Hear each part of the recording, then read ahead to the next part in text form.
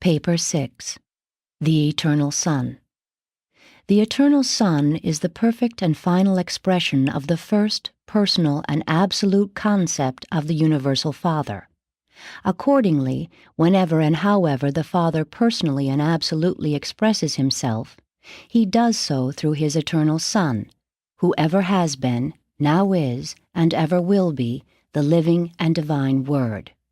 And this Eternal Son is residential at the center of all things, in association with, and immediately enshrouding the personal presence of, the Eternal and Universal Father. We speak of God's first thought and allude to an impossible time origin of the Eternal Son for the purpose of gaining access to the thought channels of the human intellect. Such distortions of language represent our best efforts at contact compromise with the time-bound minds of mortal creatures. In the sequential sense, the Universal Father never could have had a first thought, nor could the Eternal Son ever have had a beginning. But I was instructed to portray the realities of eternity to the time-limited minds of mortals by such symbols of thought, and to designate the relationships of eternity by such time concepts of sequentiality. The Eternal Son is the spiritual personalization of the Paradise Father's universal and infinite concept of divine reality, unqualified spirit, and absolute personality. And thereby does the Son constitute the divine revelation of the Creator identity of the Universal Father. The perfect personality of the Son discloses that the Father is actually the eternal and universal source of all the meanings and values of the spiritual, the volitional, the purposeful, and the personal. In an effort to enable the finite mind of time to form some sequential concept of the relationships of the eternal and infinite beings of the Paradise Trinity, we utilize such license of conception as to refer to the Father's first personal, universal, and infinite concept. It is impossible for me to convey to the human mind any adequate idea of the eternal relations of the deities. Therefore, do I employ such terms as will afford the finite mind something of an idea of the relationship of these eternal beings in the subsequent eras of time. We believe the Son sprang from the Father. We are taught that both are unqualifiedly eternal. It is apparent, therefore, that no time creature can ever fully comprehend this mystery of a Son who is derived from the Father, and yet who is coordinately eternal with the Father himself. 1. Identity of the Eternal Son. The Eternal Son is the original and only begotten Son of God. He is God the Son, the second person of deity, and the associate creator of all things. As the Father is the first great source and center, so the Eternal Son is the second great source and center. The Eternal Son is the spiritual center and the divine administrator of the spiritual government of the universe of universes. The Universal Father is first a creator and then a controller. The Eternal Son is first a co-creator and then a spiritual administrator. God is spirit, and the Son is a personal revelation of that spirit. The first source and center is the volitional absolute. The second source and center is the personality absolute. The Universal Father never personally functions as a creator except in conjunction with the Son or with the coordinate action of the Son. Had the New Testament writer referred to the Eternal Son, he would have uttered the truth when he wrote, "In the beginning was the Word, and the Word was with God, and the Word was God. All things were made by him, and without him was not anything made that was made." When a son of the Eternal Son appeared on Urantia, those who fraternized with this divine being in human form alluded to him as "He who was from the beginning, whom we have heard, whom we have seen with our eyes, whom we have looked upon, and our hands have handled, even the word of life." And this bestowal Son came forth from the Father just as truly as did the original Son, as is suggested in one of his earthly prayers. "And now, O my Father, glorify me with your own self, with the glory which I had with you before this world was. The Eternal Son is known by different names in various universes. In the central universe, he is known as the coordinate source, the co-creator, and the associate absolute. On Uversa, the headquarters of the super-universe, we designate the Son as the coordinate spirit center and as the eternal spirit administrator. On Selvington, the headquarters of your local universe, this Son is of record as the second eternal source and center. The Melchizedeks speak of him as the Son of Sons. On your world, but not in your system of inhabited spheres, this original Son has been confused with the coordinate Creator Son, Michael of Nebadon, who bestowed himself upon the mortal races of Urantia.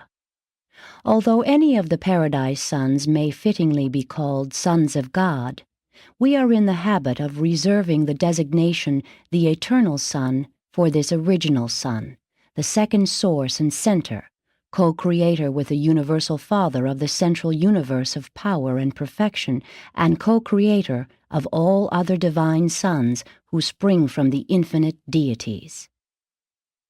2. Nature of the Eternal Son. The Eternal Son is just as changeless and infinitely dependable as the universal Father. He is also just as spiritual as the Father, just as truly an unlimited spirit. To you of lowly origin, the Son would appear to be more personal, since he is one step nearer you in approachability than is the universal Father. The Eternal Son is the eternal Word of God. He is wholly like the Father. In fact, the Eternal Son is God the Father personally manifest to the universe of universes. And thus it was and is and forever will be true of the Eternal Son and of all the coordinate Creator Sons. He who has seen the Son has seen the Father. In nature, the Son is wholly like the Spirit Father. When we worship the Universal Father, actually, we at the same time worship God the Son and God the Spirit. God the Son is just as divinely real and eternal in nature as God the Father. The Son not only possesses all the Father's infinite and transcendent righteousness, but the Son is also reflective of all the Father's holiness of character. The Son shares the Father's perfection and jointly shares the responsibility of aiding all creatures of imperfection in their spiritual efforts to attain divine perfection. The Eternal Son possesses all the Father's character of divinity and attributes of spirituality. The Son is the fullness of God's absoluteness in personality and spirit, and these qualities the Son reveals in his personal management of the spiritual government of the universe of universes. God is, indeed, a universal spirit. God is spirit, and this spirit nature of the Father is focalized and personalized in the deity of the Eternal Son. In the Son, all spiritual characteristics are apparently greatly enhanced by differentiation from the universality of the first source and center. And as the Father shares his spirit nature with the Son, so do they together just as fully and unreservedly share the divine spirit with the conjoint actor, the infinite spirit. In the love of truth and in the creation of beauty, the Father and the Son are equal, except that the Son appears to devote himself more to the realization of the exclusively spiritual beauty of universal values. In divine goodness, I discern no difference between the Father and the Son. The Father loves his universe children as a father. The Eternal Son looks upon all creatures both as father and as brother. 3. Ministry of the Father's love. The Son shares the justice and righteousness of the Trinity, but overshadows these divinity traits by the infinite personalization of the Father's love and mercy. The Son is the revelation of divine love to the universes. As God is love, so the Son is mercy. The Son cannot love more than the Father, but he can show mercy to creatures in one additional way, for he not only is a primal creator like the Father, but he is also the eternal Son of that same Father, thereby sharing in the sonship experience of all other sons of the universal Father. The eternal Son is the great mercy minister to all creation. Mercy is the essence of the Son's spiritual character. The mandates of the eternal Son, as they go forth over the spirit circuits of the second source and center, are keyed in tones of mercy. To comprehend the love of the eternal Son, you must first perceive its divine source, the Father, who is love, and then behold the unfolding of this infinite affection in the far-flung ministry of the infinite Spirit and his almost limitless host of ministering personalities. The ministry of the eternal Son is devoted to the revelation of the God of love to the universe of universes. This divine Son is not engaged in the ignoble task of trying to persuade his gracious Father to love his lowly creatures and to show mercy to the wrongdoers of time. How wrong to envisage the eternal Son as appealing to the universal Father to show mercy to his lowly creatures on the material worlds of space. Such concepts of God are crude and grotesque. Rather should you realize that all the merciful ministrations of the sons of God are a direct revelation of the Father's heart of universal love and infinite compassion. The Father's love is the real and eternal source of the Son's mercy. God is love, the Son is mercy. Mercy is applied love, the Father's love in action in the person of his eternal Son. The love of this universal Son is likewise universal. As love is comprehended on a sex planet, the love of God is more comparable to the love of a father, while the love of the eternal Son is more like the affection of a mother. Crude, indeed, are such illustrations, but I employ them in the hope of conveying to the human mind the thought that there is a difference, not in divine content, but in quality and technique of expression, between the love of the Father and the love of the Son.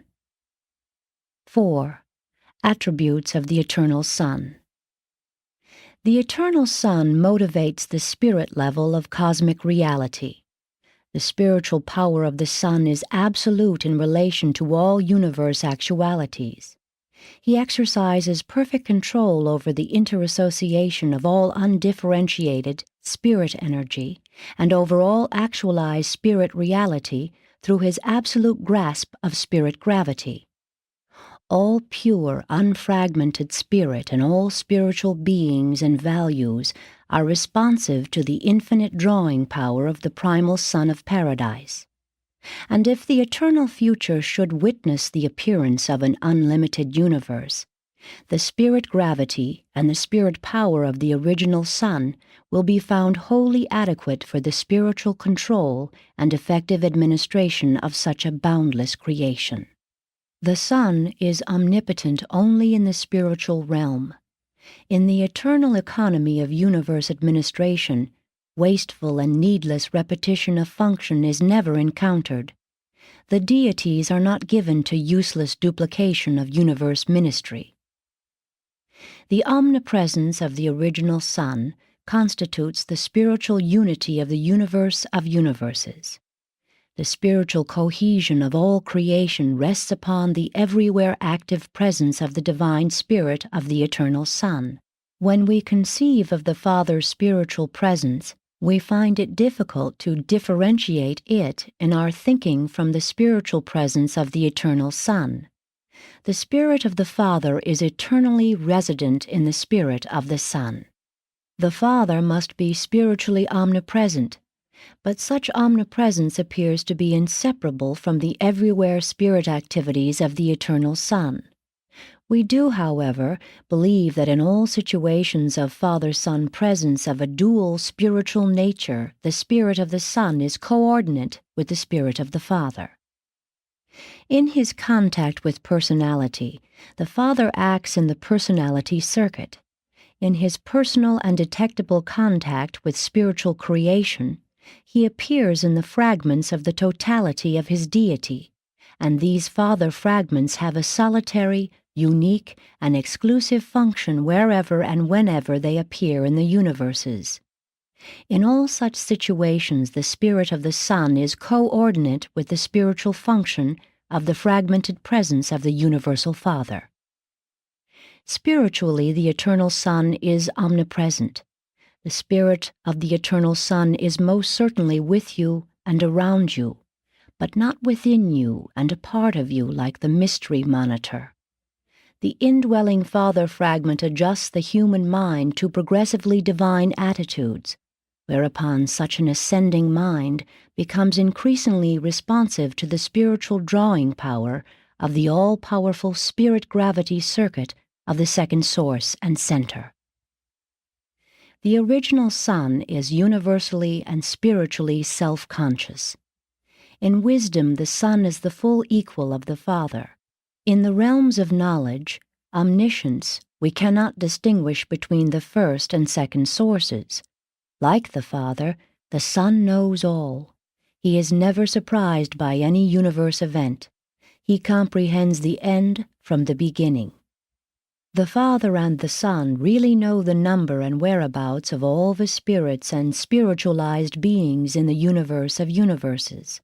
Not only does the Son know all things by virtue of his own omnipresent spirit, but the Son, equally with the Father and the conjoint actor, is fully cognizant of the vast reflectivity intelligence of the Supreme Being, which intelligence is at all times aware of all things that transpire on all the worlds of the 7 superuniverses. And there are other ways in which the Paradise Son is omniscient. The Eternal Son, as a loving, merciful, and ministering spiritual personality, is wholly and infinitely equal with the Universal Father, while in all those merciful and affectionate personal contacts with the ascendant beings of the lower realms, the Eternal Son is just as kind and considerate, just as patient and long-suffering, as are his Paradise Sons in the local universes who so frequently bestow themselves upon the evolutionary worlds of time. It is needless further to expatiate on the attributes of the Eternal Son. With the exceptions noted, it is only necessary to study the spiritual attributes of God the Father to understand and correctly evaluate the attributes of God the Son. 5. Limitations of the Eternal Son. The Eternal Son does not personally function in the physical domains, nor does he function, except through the conjoint actor, in the levels of mind ministry to creature beings. But these qualifications do not in any manner otherwise limit the Eternal Son in the full and free exercise of all the divine attributes of spiritual omniscience, omnipresence, and omnipotence. The Eternal Son does not personally pervade the potentials of spirit inherent in the infinity of the Deity Absolute, but as these potentials become actual, they come within the all-powerful grasp of the spirit gravity circuit of the Son. Personality is the exclusive gift of the Universal Father. The Eternal Son derives personality from the Father, but he does not, without the Father, bestow personality.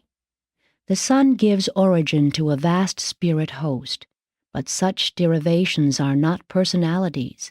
When the Son creates personality, he does so in conjunction with the Father or with the conjoint Creator, who may act for the Father in such relationships.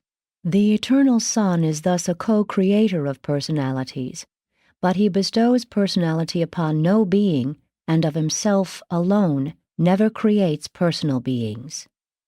This limitation of action does not, however, deprive the Son of the ability to create any or all types of other than personal reality. The Eternal Son is limited in transmittal of creator prerogatives. The Father, in eternalizing the original Son, bestowed upon him the power and privilege of subsequently joining with the Father in the divine act of producing additional sons possessing creative attributes, and this they have done and now do. But when these coordinate sons have been produced, the prerogatives of creatorship are apparently not further transmissible. The Eternal Son transmits creatorship powers only to the first or direct personalization. Therefore, when the Father and the Son unite to personalize a Creator Son, they achieve their purpose. But the Creator Son thus brought into existence is never able to transmit or delegate the prerogatives of creatorship to the various orders of sons which he may subsequently create, notwithstanding that, in the highest local universe sons, there does appear a very limited reflection of the creative attributes of a Creator Son.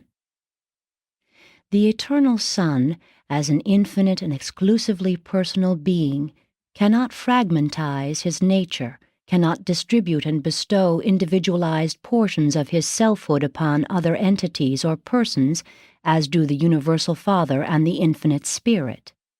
But the Son can and does bestow himself as an unlimited spirit to bathe all creation and unceasingly draw all spirit personalities and spiritual realities to himself. Ever remember, the Eternal Son is the personal portrayal of the Spirit Father to all creation. The Son is personal and nothing but personal in the deity sense. Such a divine and absolute personality cannot be disintegrated or fragmentized.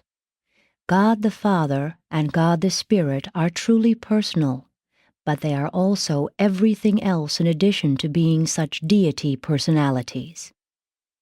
Though the Eternal Son cannot personally participate in the bestowal of the thought adjusters, he did sit in council with the Universal Father in the eternal past, approving the plan and pledging endless cooperation when the Father, in projecting the bestowal of the thought adjusters, proposed to the Son, "Let us make mortal man in our own image."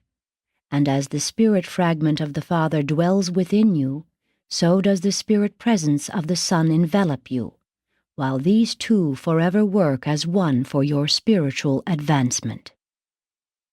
6. The Spirit Mind. The Eternal Son is spirit and has mind, but not a mind or a spirit which mortal mind can comprehend. Mortal man perceives mind on the finite, cosmic, material, and personal levels. Man also observes mind phenomena in living organisms functioning on the subpersonal, animal level, but it is difficult for him to grasp the nature of mind when associated with supermaterial beings and as a part of exclusive spirit personalities. Mind must, however, be differently defined when it refers to the spirit level of existence, and when it is used to denote spirit functions of intelligence. That kind of mind which is directly allied with spirit is comparable neither to that mind which coordinates spirit and matter, nor to that mind which is allied only with matter. Spirit is ever conscious, minded, and possessed of varied phases of identity. Without mind in some phase, there would be no spiritual consciousness in the fraternity of spirit beings. The equivalent of mind, the ability to know and be known, is indigenous to deity. Deity may be personal, prepersonal, superpersonal, or impersonal, but deity is never mindless, that is, never without the ability at least to communicate with similar entities, beings, or personalities.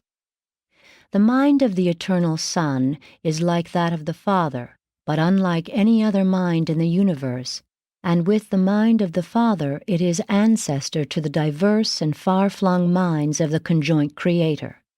The mind of the Father and the Son, that intellect which is ancestral to the absolute mind of the third source and center, is perhaps best illustrated in the pre-mind of a thought adjuster, for, though these father fragments are entirely outside of the mind circuits of the conjoint actor, they have some form of pre-mind.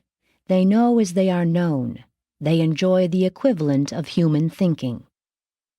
The Eternal Son is wholly spiritual. Man is very nearly entirely material. Therefore, much pertaining to the spirit personality of the Eternal Son, to his 7 spiritual spheres encircling paradise, and to the nature of the impersonal creations of the Paradise Son, will have to await your attainment of spirit status following your completion of the Urantia ascension of the local universe of Nebadan.